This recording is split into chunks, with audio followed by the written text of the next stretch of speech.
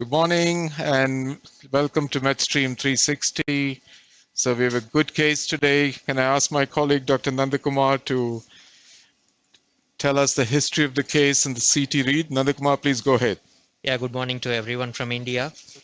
Here is a 85 years old gentleman presented with severe calcific aortic stenosis. He has symptoms of NOHA class 3 dyspnea and angina on exertion. LV function was normal. He was a known diabetic and hypertension, and he underwent 7 years back surgery for carcinoma of larynx and followed by radiotherapy. His STS score was 4.16 and Euro score was 3.71, which brings this patient into somewhat intermediate risk category for surgical aortic valve replacement. Considering his age 85 years and there was a carcinoma of larynx, underwent radiotherapy with STS of 4.16, we decided the option of TAVI over SAVR in hot team discussion. So coming to the CT imaging, if we see the annulus, there was two nodular calcium, one at 9 o'clock and one at 12 o'clock at the annulus. So we took two measurements. One is excluding calcium, which gives a perimeter of 63 millimeter and area of 307 millimeter. When we include the calcium nodules, it gives a perimeter of 67.8 and area of 350. So which somewhere falls around 23 millimeter balloon expandable valve, or it's going to be 26 millimeter self-expandable valve. If we go 4 millimeter into the LVOT, that calcium, nodular calcium disappears. So maybe if we keep the sealing zone little down inside the LVOT little bit deep, then the paravalvular leak probabilities are little less. So this is a bicuspid aortic valve we can clearly see here, and there is a fusion of the raphe between the RCC and NCC. So it is a Sever's type 1 bicuspid valve with the fusion of raphe between RCC and NCC. And the raphe is severely calcified raphe, which we can clearly see 8 millimeter above the annulus, which is very important because when we deploy any valve, the valve is going to be pushed towards the left coronary, so which is a high risk for coronary occlusion. And intercommissural distance at 4 millimeter above the annulus comes 22.9. So everywhere the size is going to be either 23 millimeter balloon expandable or 26 millimeter self-expandable valve. Coming to the coronary heights, is a high risk for coronary occlusion because the left coronary height is coming 9 millimeter and right coronary height is 11 millimeter. But the sinotubular junction is little high, 18.6 millimeter on the left side and 15.5 millimeter on the right side. The left coronary cusp length itself is 16 millimeter.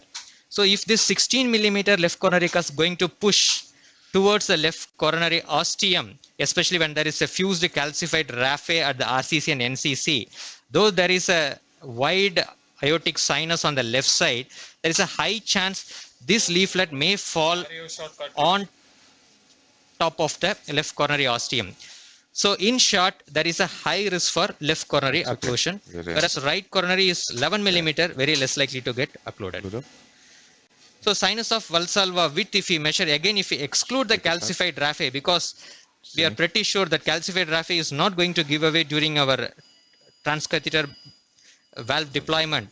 So by excluding that, the sinus of Valsalva left comes only 24.8 millimeter, the sinus of Valsalva width. And the another interesting thing is here, if you see the right side picture, the last picture, there is a calcium in the NCC, which is penetrating into the membranous septum. His baseline ECG is narrow QRS, no evidence of left bundle branch block, and no PR prolongation. But this left non-coronary cusp calcium penetrating into the membranous septum is the high risk indicator for future pacemaker. So coplanar view is RAO 7 and 17, and cusp overlap view is 24, caudal 3. Aortic angle is 48 degree, not much of horizontal aorta, and there is a significant bicuspid aortic valve with the calcium. Coming to the femoral, there is no big tortuosity, and right looks better than the left. The right femoral, common femoral size is 7.5 cross 7.9 versus left is 6.4 cross 6.5. So right is better. And there was some eccentric calcium in the common iliac on both sides, but the sizes are good, 10.6 versus 10.8. So in summary, here is a type 1 Sever's bicuspid aortic valve with right and non-fused calcified raphe, LVOT calcium extending into the membranous septum, so there is a high risk for pacemaker, low coronary heights and fused RN raphe, so there is a high chance of left coronary occlusion, and 2 nodular calcium at the annular level make this case as a high probability of paravalvular leak, and femorals are good. With that, I suggest Dr. Ajit to take over. So Okay, which valve we are going to decide, balloon expandable or self-expandable? So there are multiple issues here. One is related to the CT, which shows calcium. The second issue is related to the height of the coronary, where the left coronary is short origin. It's about 9. So we need to maybe protect. And the final thing is related to the chance of paravalvular leak. So we have done the following things. We've taken bilateral femoral access, the right access for deploying the valve and balloon dilatation.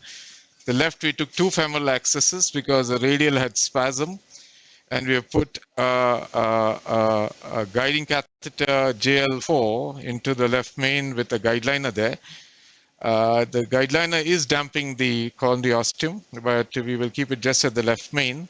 There's a wire down into the circumflex, and we'll get a 4 millimeter stent down there in case the coronary closes. We also put the second femoral access, the pigtail, to check the aortic angio in the NCC. Can we show the aortic angio in the NCC? Yeah. So this is the now the aortic angio, ascending aortic angiogram, please. Yeah, so that's the pigtail angiogram of the NCC. You can see that it's a severely calcific aortic valve. The peak gradient is on the echo 122, and the mean gradient was about 70. So we kept that through the left femoral in the NCC. The second thing we have done is we've got the guiding catheter just in the left. Just can we just go? So next. Okay, so there's a guiding catheter. You can see that the guiding catheter is the left main JL. The guideliner we pulled back, and we're now going to put a balloon stent down there, a 4 millimeter, just in case we need any protection. In the meantime, Ashish crossed the aortic valve, and we have a mean gradient of 60, I think 57 across that. So we have crossed it and kept the wire, small safari, strong wire down into the, so our plan is now to pre-dilate after I get this stent across into the circumflex and then show you a middle valve deployment. So this is the plan today, and any other comments, Nanda or Ashish, on this case? So here we have chosen a balloon expandable valve over self-expandable valve, because whenever we protect the coronary ostium, if we deploy a self-expandable valve, we need to recross once again. So in a 85-year-old gentleman, I think leaving that coronary ostium while recrossing is not a great idea. Hence, we chose a balloon expandable valve, which is easy to maneuver this guide extension and guideliner after the valve deployment. And we have selected a valve known as Octacor from a Merrill company, which has got a outer skirt, which is mainly useful to reduce the paravalvular leak. So here we have chosen the 23 millimeter balloon expandable Merrill My valve, which is an Octacor. So can we see the picture of the Merrill valve Octacor there? You can see that it's there is a valve which has 2 parts, the open cell and the closed cell, which is 50% each. It has got a nice sleeve on the lower end, which prevents the paravalvular leak. Nandakumar, can you come this side, please? Hold the wire. Yeah, and we have the advantages of this valve is that it has a nice sleeve which protects against paravalvular leaks. The second thing is it does help us to prevent any shortening. This valve doesn't shorten, and that's a very good thing about the valve. And so I think there are three advantages. I can position the valve nicely. I can have no foreshortening. I can prevent paravalvular leaks because of its sheath sleeve. And now what we're going to do is pre-dilate with an 18 millimeter balloon. So we've crossed the valve. Can we now pace, please? Yeah. Okay. Okay. Yeah. Yeah, it's capturing. Pull the, yeah. You take a call, Yeah. sir. 180, 180. Okay, now we're going to do a pacing. I'm going to take the call. And so, Ravi, please pace at 180 now, please. Okay, the pressure is down. Now, please go ahead. Sini, Dilatation and inject, please. Okay, so there is still some flow. Hopefully, pull the balloon back. stop pacing. Stop pacing. Yeah. Good. Let it just have a drink.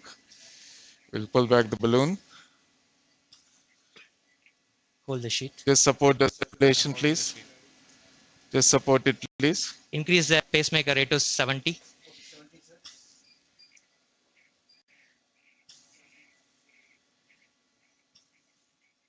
We need some support, please. On the wire. Can you support the circulation? That's a minor drop.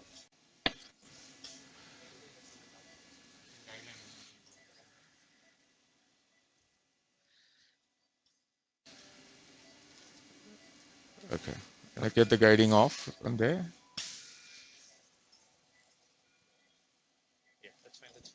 Okay. Okay, so we pulled the guiding catheter out, the guideline out, kept the stent right in, and we're just leaving it at the mouth in case we need to. So let's play that last shot back. So you can see an 18 millimeter balloon coming up nicely. And well, there is some flow at 18. So let's see what happens. Anyway, the pressure is good. We can't see the white part occluding at this point of time. I can't see it. So But balloon is pushed towards the left coronary. We can see clearly the non-coronary side it is not giving away. It is moving towards the yes. left coronary. So that's a very interesting observation that we have. It's a right non-coronary fusion with a lot of calcium, and we expect the balloon and the stent to move towards the left. So the risk of closure is there, and so we need to be a bit careful. Okay, so now we are ready, and we are going to use the audio 15, audio 7 cranial 17. That's the coplanar view, where we're going to deploy the valve. It looks sort of more or less in the same level. Any other comment? While deploying the stent, we will push the guideline in. Okay. So what you're going to do now is get the valve here. The valve is ready, and you're going to get the valve in to cross his hemodynamics are good. So I think the questions here are, why not some other valve? The idea is, if you use a self-expandable valve, there are a few issues.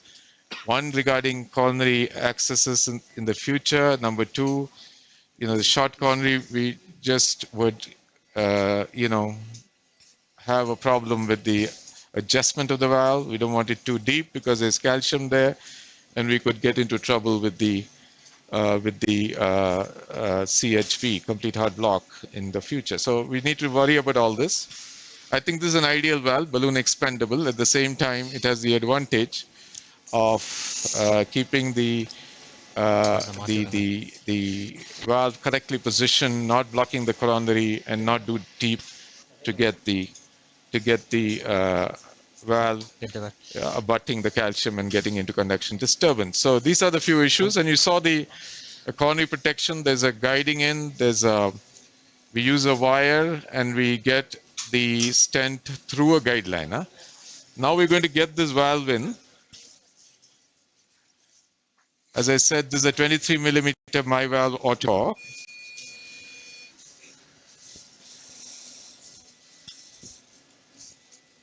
Wire not at outside, you take in. Yeah. Yeah.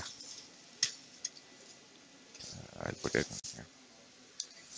Okay, get in first. Get in first. Okay, so the valve is clicked in. We're watching, and I'm going to get the guideline once he comes close to the ascending aorta.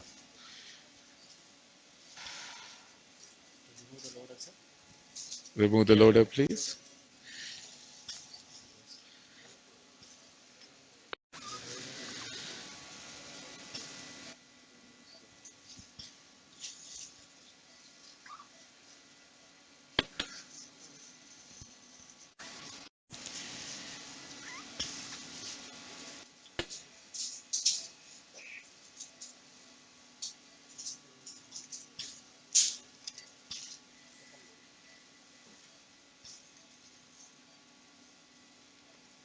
Okay, so this is just coming out of the sheath now. So it was a bit tight there. Okay. Okay. We'll flex the sheath as it comes through. Yeah.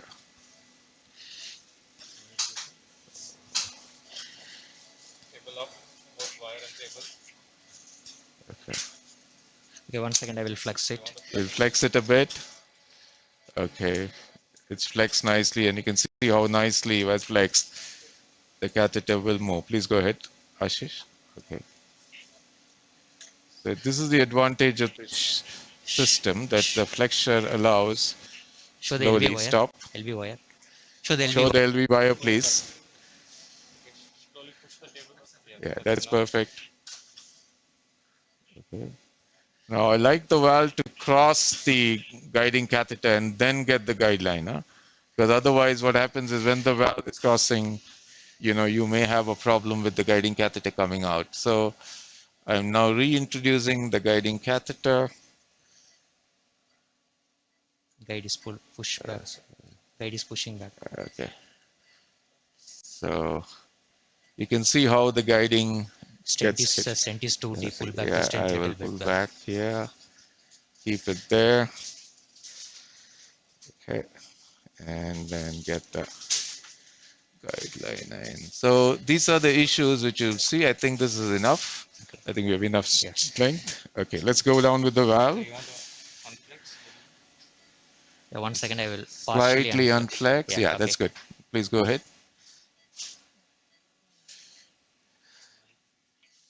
So get the wire in. Yeah. You can see it's a tight valve. Okay.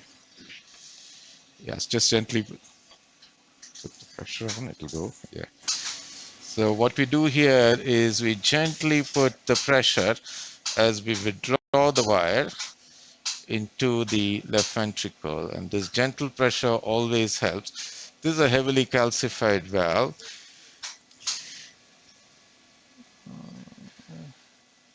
Maybe we will change the pull Yeah, back and change retry. the Pull back and angle. retry, sir. Yeah, we'll change the angle now a bit. Okay. Let me do this once again.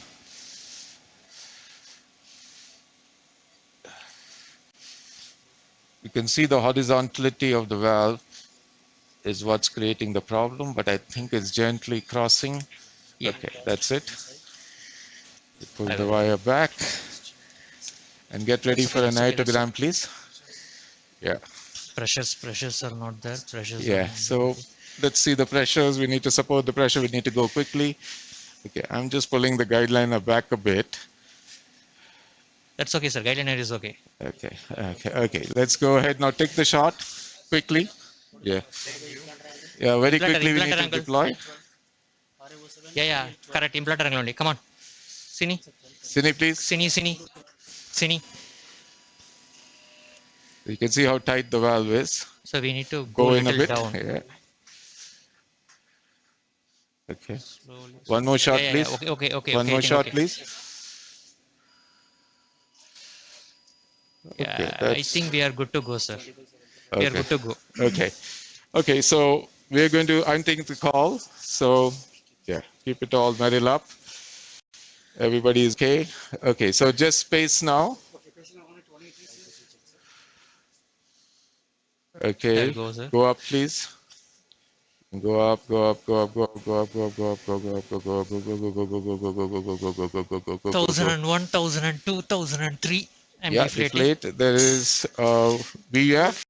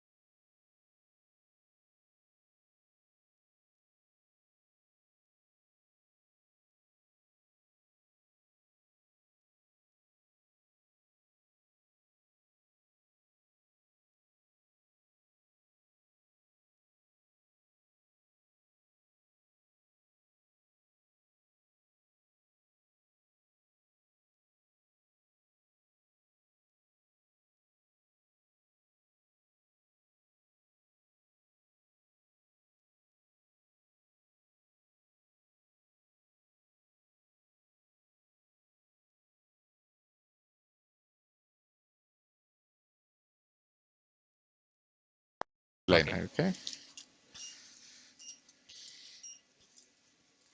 Yeah. Yeah, we'll bring Yeah. out the stent. Remove the wire also. So we got everything out now, and now we'll remove the pigtail. Wire. 1 minute. We'll take one more shot. We'll see how no. Yes, please. 1 second, right. Fluoro check. Okay, that's good. Take one shot, please. Just see sure that the coronaries are okay. The coronaries Yeah, are it's flowing still. well, no problem there. So now I need a wire for removing the pigtail, please. 78. I just want the pigtail out. Wire, Teflon wire. Teflon wire, please.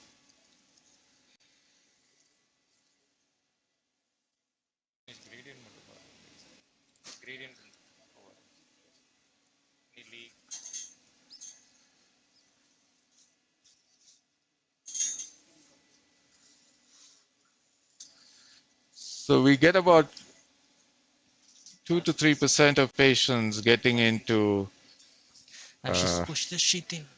a ventricular arrhythmia when we deploy the valve. And this is usually in tight valves, I just especially. push the sheet in. Both the sheets.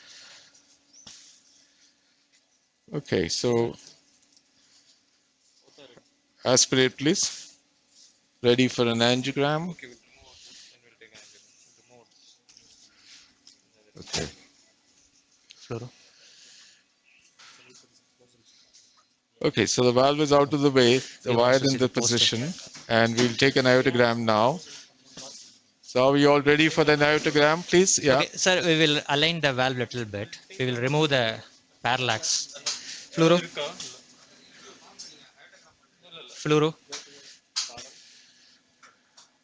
Yeah, come Okay. caudal, come caudal, come caudal, come little RAO, little RAO, come RAO, little RAO, further, further, further, more cranial, more cranial, come caudal, caudal, caudal, caudal, caudal, caudal, LAO, go towards LAO, Yeah, Yeah, enough. that's No, perfect. little bit elevo, little bit elevo. No, come, opposite side. So just looking at the coronary alignment now with this valve. Yeah, yeah, I think it's okay. Okay. Oh, move the table. Oh. Okay, so are we ready for an No, it aortogram? is moved now. It is little adjust now. Opposite side. Yeah. Okay.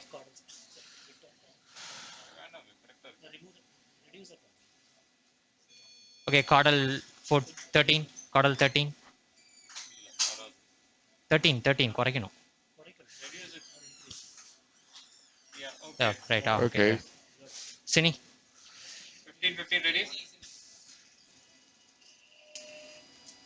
so very beautiful implant. Absolutely no paravalvular leak, no coronary obstruction. Run the The cine, last cine. coronaries look good. No AR and no paravalvular leak. And I think we've done a good procedure. What do you think, Nanda? Yes, sir. What do you think about the coronary alignment? So, in fact, actually, the valve break the little bit raphe and moved towards the NCC. We thought that calcified raphe will not give away. In fact, the calcified raphe given away. So the valve did not shift towards the Left. left. Okay, so it was well worth the trouble of getting a guideliner and guiding in. And now we're going to get this valve out. Just yeah, yeah. And we'll get a pigtail catheter. Wire, please. Wire. Hold the wire.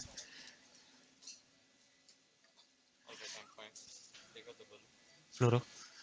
Okay. So we'll get the pigtail, please.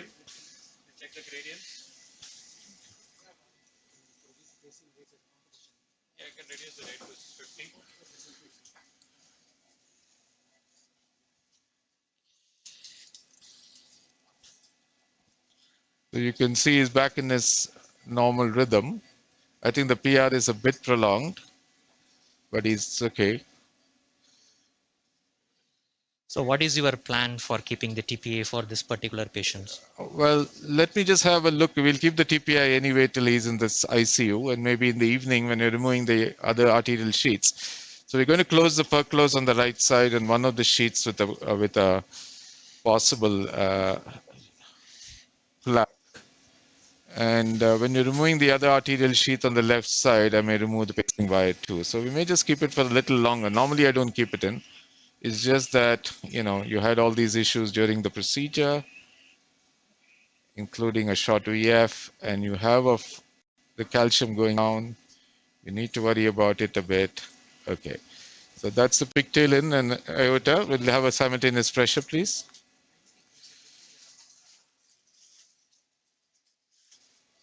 Coronary pressure, okay, Nama. I think we can remove the guiding catheter from the coronary. Yeah.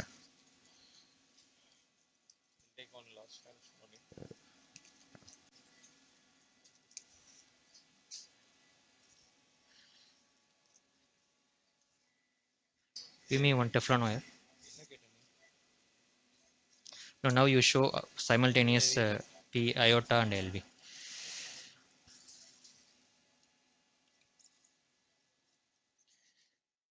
Okay, so we're going to give you an LV iota gradient. Can we show the hemodynamics now?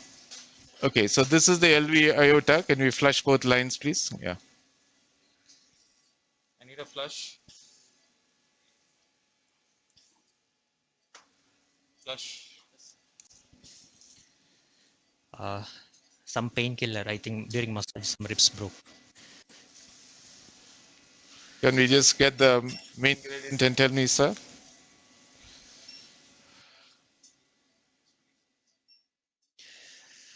Yeah.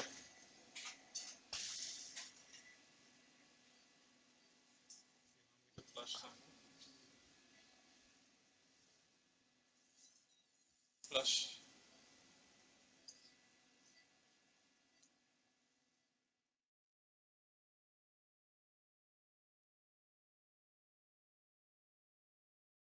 Well, it looks good.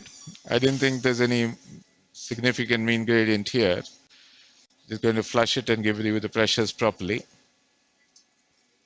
Okay, so there's hardly any gradients there. So diastolics are reasonable. The aortic gradients mean is how much? There's hardly a gradient. There's almost zero. Both are 100, 97, 90. Both are Okay, same. so we got a good result. And I'm just going to pull back the pigtail catheter from the left ventricle into the aorta. And so I think we're done with this case. We anticipated a few problems. Nothing happened except for that brief VF. And apart from that, we had nothing. So get a wire, please remove that. So just to summarize this case, 85-year-old gentleman with severe aortic stenosis, calcified bicuspid valve, right and non-coronary effusion, with significant calcification, 2 nodules, one protruding into the LVOT, and a lot of calcium within the valve, worrying us whether we would get a paravalvular leak or number 2, complete heart block because of the protrusion. We also had a coronary which was less height, left coronary which is about 9 millimeter. We planned it carefully, putting the guiding catheter, guideliner, and stent preventively into the left coronary ostium in case the left closes. Yeah. Oh, short. Crossed the valve and balloon dilated with an 18 millimeter balloon, which showed no occlusion of the left coronary at that point of time, but that does not preclude during the stent. Got a 23 millimeter autocor my valve, which is an Indian valve, placed across the aortic valve, carefully saying about 70-30 with a post-dilatation was not required in this patient. Following the valve deployment, we had no AR and no significant other hemodynamics except a short VF, which was defibrillated with a short CPR. And the procedure post-angiogram shows an excellent deployment with no AR and no paravalvular leak.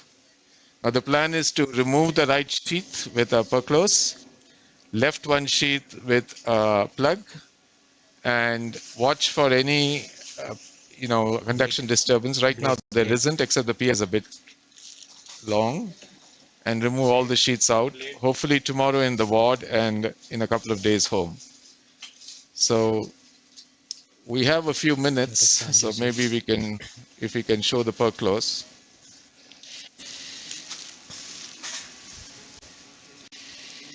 Wire? Teflon wire.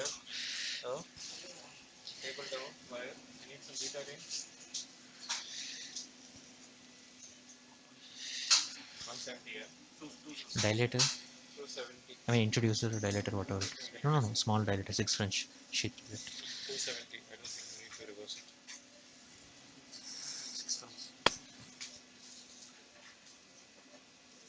6 So we'll close the right perclose and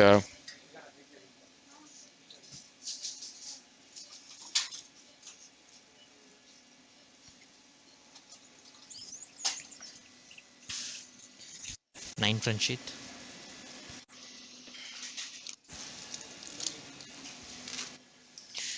Give me that. The patient was done under conscious sedation, so we'll reverse the patients off the sedation in a couple of hours after the groin is sealed, and then follow it up with an ICU stay of a day or 2. You're okay? Hmm?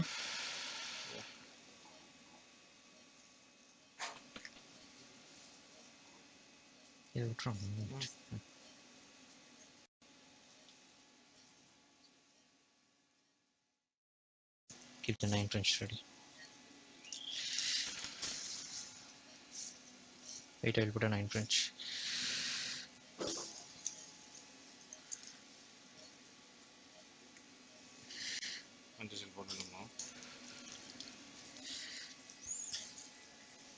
Let's see how it's. So we have reduced 14 French to 9 French now. This looks okay only, right? Don't pull this.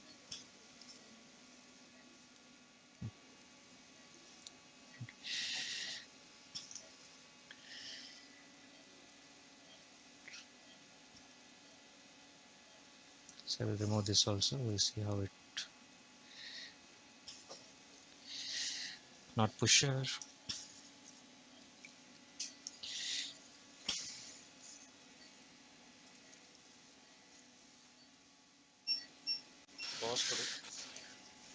ரொம்ப அழுத்தாதீங்க cut ஆகிட்டு வந்துடும் ஒரு 5 second போயிடும்.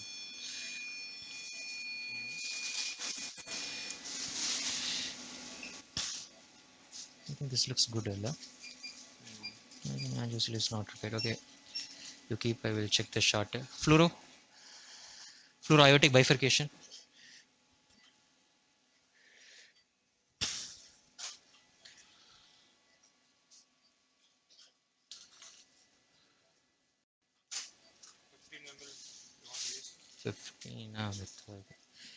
Okay, so one.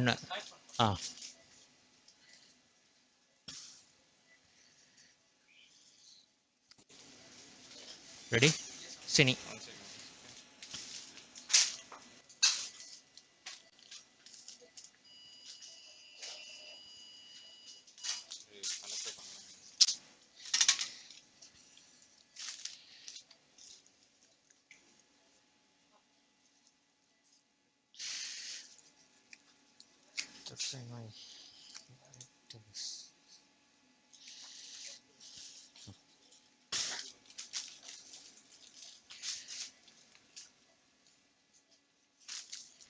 Yeah, okay.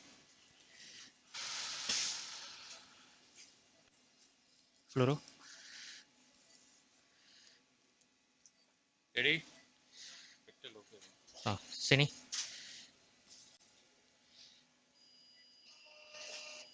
Track. Slowly. So let's say. Okay, stops.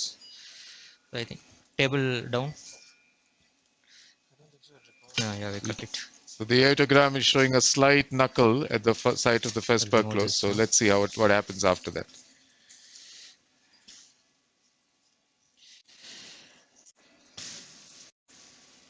போதும் cut பண்ணிடுவோம் அவ்வளோ ரொம்ப அழுத்தாதையும் cut பண்ணிட்டு வரணும் ரெண்டதையும் புஷ் பண்ணணும் நாட் போட்டு கட் பண்ணிட்டு வெளில வந்துட்டா பிடிக்க வேண்டியதான்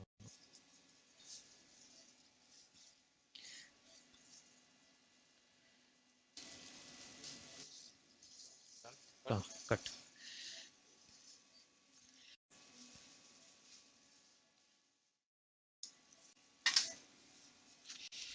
One DSA. DSA groin, right groin. So we have now deployed the first per close, and we're just going to do a shot to just see. Don't think there's any big ooze there, so Yeah. Ready? Yeah. DSA on.